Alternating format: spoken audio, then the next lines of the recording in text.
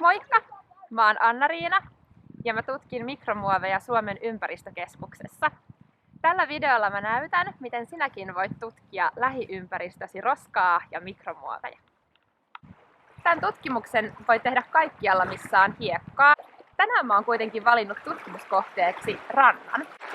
Tää ranta saattaa näyttää itse asiassa alkuun aika puhtaaltakin, mutta eiköhän täältäkin vielä jotain roskaa löydy. Katsotaan, kuinka paljon roskia löytyy 2 minuutissa.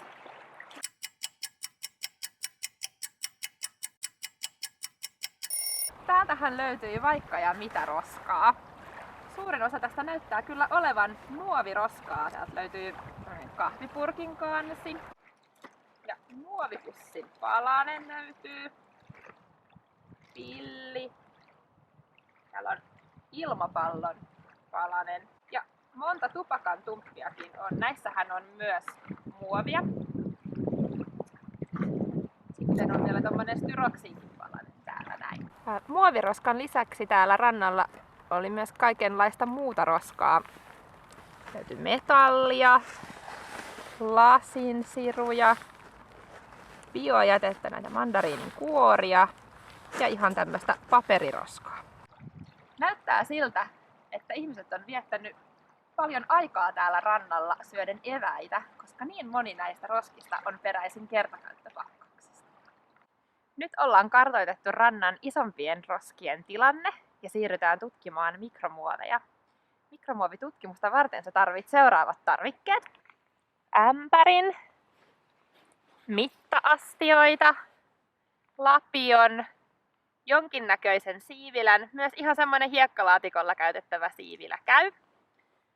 Ja lähempään tarkasteluun jonkinnäköinen suurennuslasi tai luuppi, viivotin ja pinsetit. Näytettä varten tarvitaan litra hiekkaa.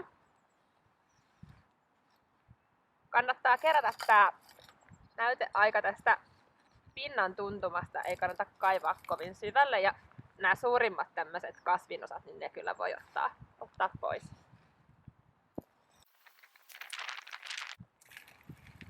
Noin, sinne meni nyt litra hiekkaa. Seuraavaksi lisätään vettä ihan reilusti.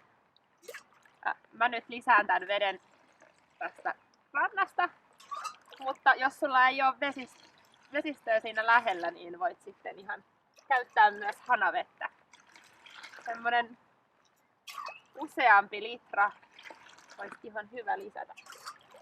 Sekoitetaan tätä näytettä täällä tähän veden kanssa, niin että nyt jos siellä hiekassa on niitä muoveja, niin ne pääsee sieltä tuohon veteen. Ja tämä menetelmähän perustuu siihen, että nuo muovit on kevyitä ja ne kelluu tässä veden pinnalla, kun taas toi hiekka on painavaa ja se painuu tänne pohjalle. Nyt voidaan tällä siivillällä kerätä tästä pinnalta tätä materiaalia. Oho, täältähän löytyi tämmönen leväkatka. Otetaanpa se pois, ettei se päädy syömään muoveja.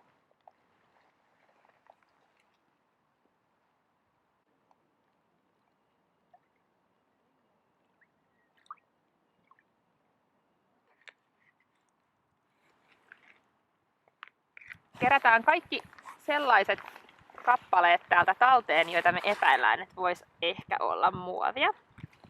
Tässä sä voit nyt käyttää apuna näitä pinsettejä. Täältä löytyi 14 muovin kappaletta. Ja nämä muovit on nyt tässä vähän erilaisia. Täällä on eri muotoja. On tämmöisiä epämääräisen muotoisia kappaleita.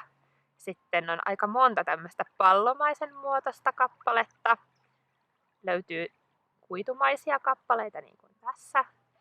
Ja sitten on vielä tämmöisiä kalvomaisia kappaleita. Ja kuten huomaat, niin on myös hieman eri värisiä muoveja tässä näin. Nämä voi sitten vielä lopuksi mitata. Esimerkiksi nyt jos mittaan tästä tämän yhden pallomaisen kappaleen, niin sen kooksi tulee 5 millimetriä. Näitä mikromuoveja voi tarkastella lopuksi suurennuslasin avulla. Nämä on itse asiassa aika hienon näköisiä. Ja oikeastihan näitä mikromuoveja on vielä paljon pienempiäkin, mutta jos ne haluaisi nähdä, niin siihen tarvittaisiin mikroskooppi.